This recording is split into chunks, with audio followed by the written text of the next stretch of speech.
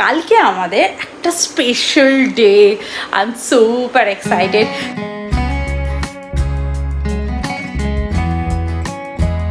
Guys good morning. এক্সারসাইজে class করে একটু ফ্রেশ হয়ে নিয়েছি। প্রত্যেক দিন ক্লাসের পর আমার একটু ফ্রেশ না হলে চলে না, কিন্তু কানাডাতে বসে মাইনাস টেম্পারেচারেও আমি এক্সারসাইজ করার পর ঘামতাম। আর সকাল থেকে টিপটিপ করে বৃষ্টি পড়ছে। আর আজকে টুইটির স্কুল ছুটি, ওদের স্কুলে কিছু ফাংশান আছে, যারা পার্টিসিপেট করেছে আর কি ডান্স টান্সে তাদের আজকে স্কুল আছে, সেজন্য টুইটির আজকে ছুটি। আর আজকে ভোরবেলা আমার ঘুম ভেঙে গেছে, ঘুম ভেঙে আমি ব্রাশ টাশ করেছি।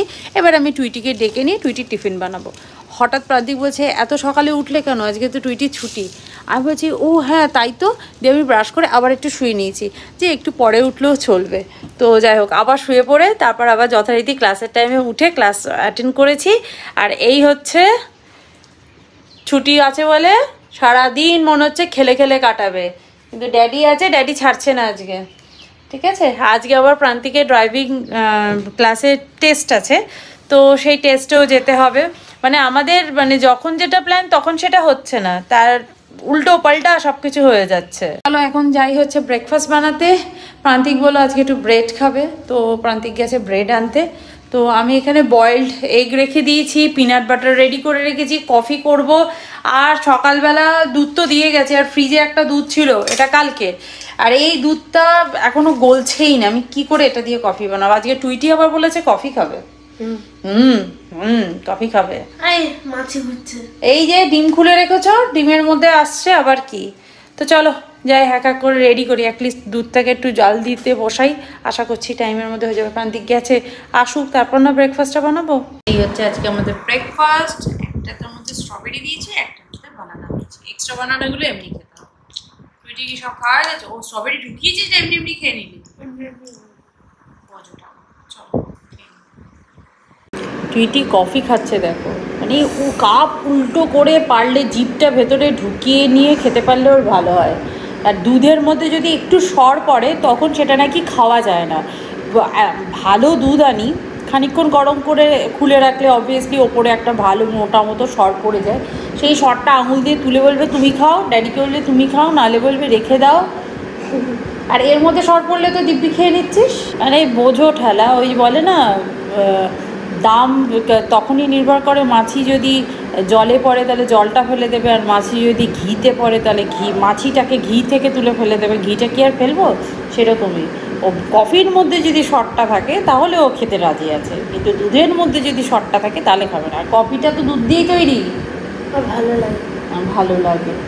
আর আশীর্বাদের দুধটা খুব ঘন, আর আমারও তাই, যে আমরা যে কফি টফি খাই উইদাউট সুগার খাই, আমার কিন্তু মনে হয় না যে আমি উইদাউট সুগারে খাচ্ছি। দুধটা খুব একটা হালকা সুইট ব্যাপারটা রয়েছে, আমার বেশ ভালোই লাগে দুধ। আমি এমনি খালি দুধ খেতে পারি না, আমার খেলে ভীষণ অ্যাসিডিটি হয়ে যায়। আজকে অনেকদিন পর সুস্মিতা পিন করেছিল, সুস্মিতার সাথে কুটুকে নিয়ে কথা হলো। বল কুটুর সাথে, কুটুকে একদিন ভিডিও কল করবি, ঠিক আছে? আজকে এখন রাত হয়ে গেছে ওদের, 12টা আমাদের যখন রাত হবে তখন। হ্যাঁ অনেকদিন পরও ছোটটাকে এত মিস করি না, উফ বাবা। আর সব থেকে মজা লাগতো সুস্মিতা যদি টুইটিকে কিছু খেতে দিত, ও টেবিলের এপাশে ঘুরতো এপাশে ঘুরতো, হ্যাঁ দে দে করে, ওকে বেচারা কেউ কিছু দিচ্ছে না। ও দাদা টুইটি খুব মিস করে। আর কুটু কিন্তু তোর ভিডিও দেখে, টুইটি দিদিকে দেখবার জন্য দেখে, জানি তো। হ্যাঁ তাহলে তুই এটা কুটুকে কিছু বলে দে। হ্যাঁ কি বলবি বল, কুটুকে কি বলবি? কি আবার বলবো, তোকে খুব মিস করছি, তোর তোর গুলু গুলু ভাবটা খুব মিস করছি রে। গুলু গুলু ভাবটা মিস করছি, বল তাড়াতাড়ি ইন্ডিয়া চলে আয়। হ্যাঁ যখন ইন্ডিয়াতে আসবে আমাদের বাড়িতে আসবে। হ্যাঁ একদম আসবে। তার জয়জিৎ আঙ্কেলের বাড়িতে আমাদের বাড়ি কাছে, আমাদের নতুন ফ্ল্যাটের আরো কাছাকাছি। হ্যাঁ জানিস তো, আরো কাছাকাছি, বললেই চলে আসতে পারবে।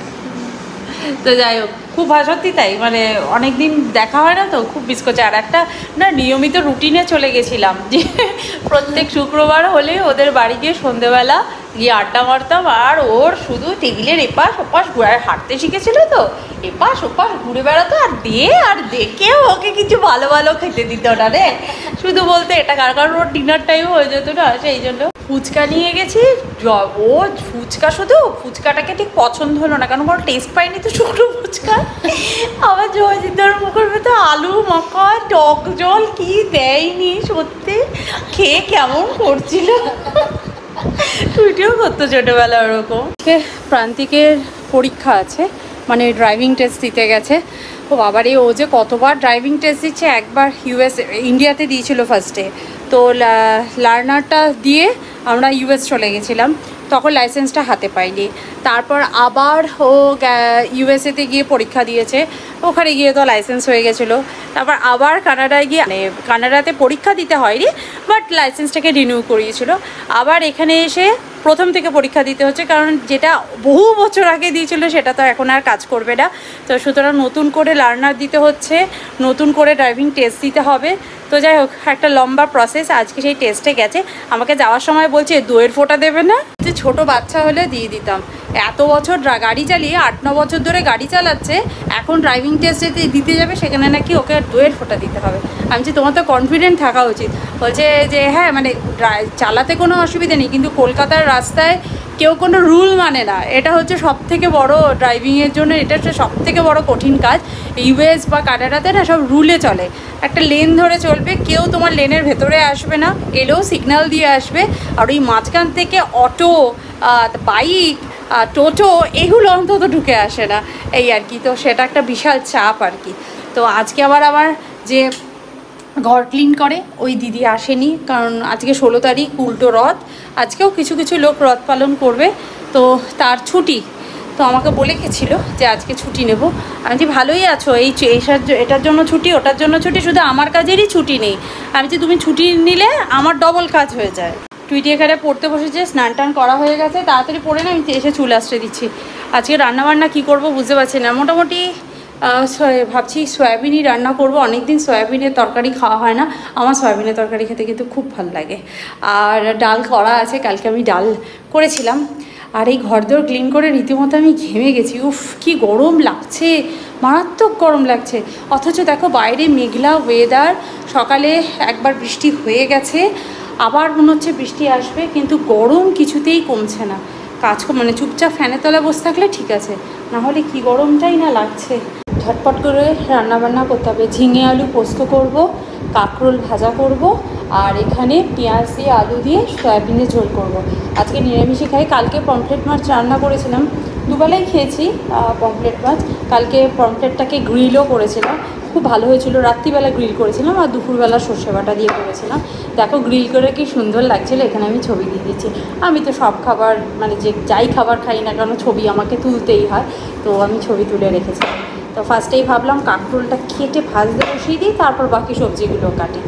আমি রান্নাঘরে দাঁড়িয়ে কিছুতেই ভেজিটেবল কাটতে পারছি না, এত গরম লাগছে আমার। আর এই ঘরদোর ক্লিন করার পর না গরমটা যেন আরও বেশি লাগছে আমার। আর এই জন্য না আমি মেশিনের ক্লিনিংটা বেশি পছন্দ করি। এই যে আজকে দিদি আসবে না, তার জন্য আমাকে বাসন মুখ ক্লিন করতে হবে, ঘরদোরও ক্লিন করতে হয়েছে। এটা যদি আমি মেশিনের দ্বারা করতাম তাহলে আমাকে এই ছুটি ছাটা, হ্যাঁ ও কাজ করছে, ওর ছুটি সত্যিই দরকার। আমরা যেমন অফিসে কাজ করি, আমাদেরও তো ছুটি ছাটা থাকে, সেরকম ওদেরও ছুটি ছাটা দরকার, বুঝি, কিন্তু আমাদেরও তো খুব অসুবিধা হয়ে যায় বলো। তো যাই হোক, ওই জন্য আমি ওই বাড়িতে আগে তো ডিশওয়াশার কিনবো, কারণ এই ডিশ ক্লিন করা আমার কাছে একটা বিশাল টাস্ক।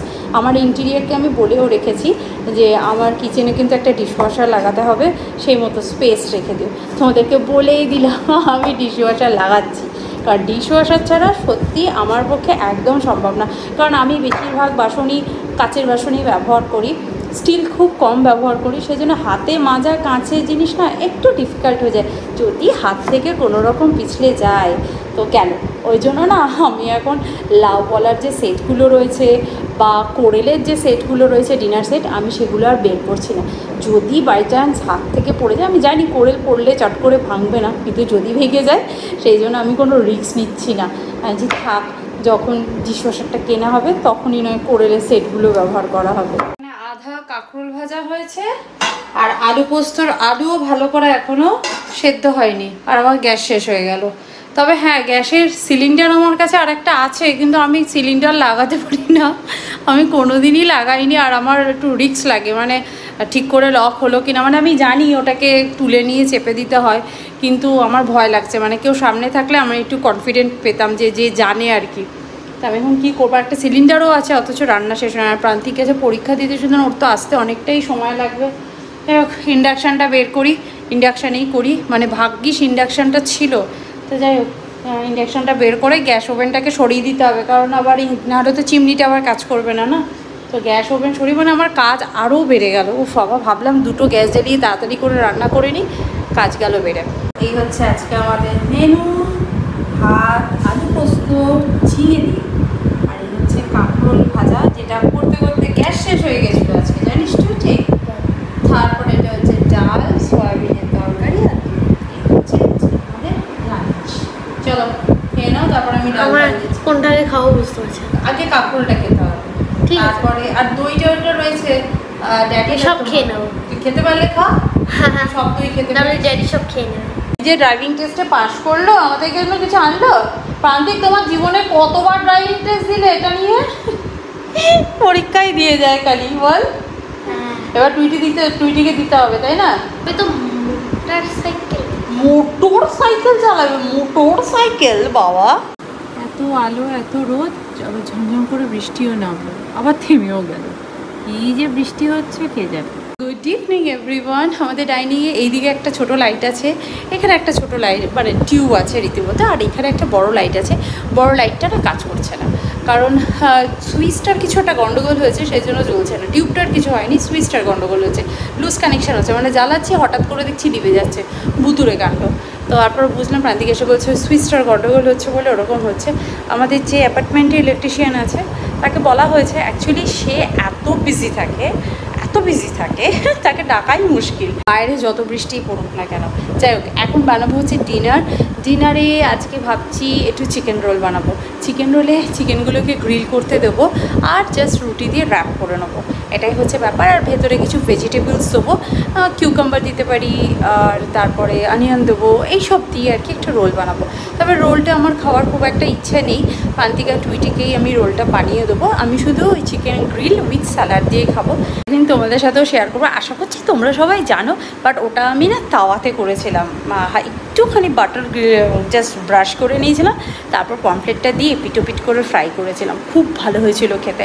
ওভেনে দিইনি, কারণ ভাবলাম ওই 3খানা পমফ্লেট আছে, তার জন্য আবার ওভেনটাকে এঁঠো করবো, মানে আবার তো ওভেনটাকেও ক্লিক করতে হয় এসব গ্রিল টিল করার জন্য, সেই জন্য ইচ্ছা করছিল না। তো যাই হোক, ঝটপট করে আমি চিকেনটাকে গ্রিল করতে বসিয়ে দিই, আর এদিকে আটাটা একটু মেখে নিই, কারণ রুটিটাও তো বানাতে হবে। আর কালকে আমাদের একটা special day, I am super excited. তো কালকে আমার সকাল থেকে প্রচুর চাপ রয়েছে, সুতরাং সেই জন্য সমস্ত কাজগুলো আমি একটু এগিয়ে রাখছি। ওই জন্য আজকে আমি লাঞ্চটা একটু বেশি পরিমাণে বানিয়েছি, যাতে কালকে আমার লাঞ্চ বানাতে না হয়, শুধু ভাত বানালেই হয়ে যাবে। আমি এখন কিছুতেই বলবো না কি আছে, কারণ আবার কিছু বললেই সেই জিনিসটা ভেস্তে চলে যায়। সো নেক্সট এই ব্লগটার পরে যে ব্লগটা আসবে, সেটা থাম্বনেল দেখেই তোমরা বুঝে যাবে যে ব্লগটা আমার কাছে স্পেশাল কেন। তো সেটার জন্য কিছু প্রস্তুতিও নিয়েছি। প্রান্তিক কালকে অফিসের ছুটিও নিয়েছে, টুইটির তো স্কুলের ছুটি আছে, আমার ছুটি আমি নিইনি, বলতে পারো হাফ ডে ছুটি নিয়েছি আমি। আবার বিকেলবেলায় এসে কাজ করব, দুপুরবেলা একটু তাড়াতাড়ি বেরোতে হবে, খেয়ে দিয়ে বেরিয়ে যাবো।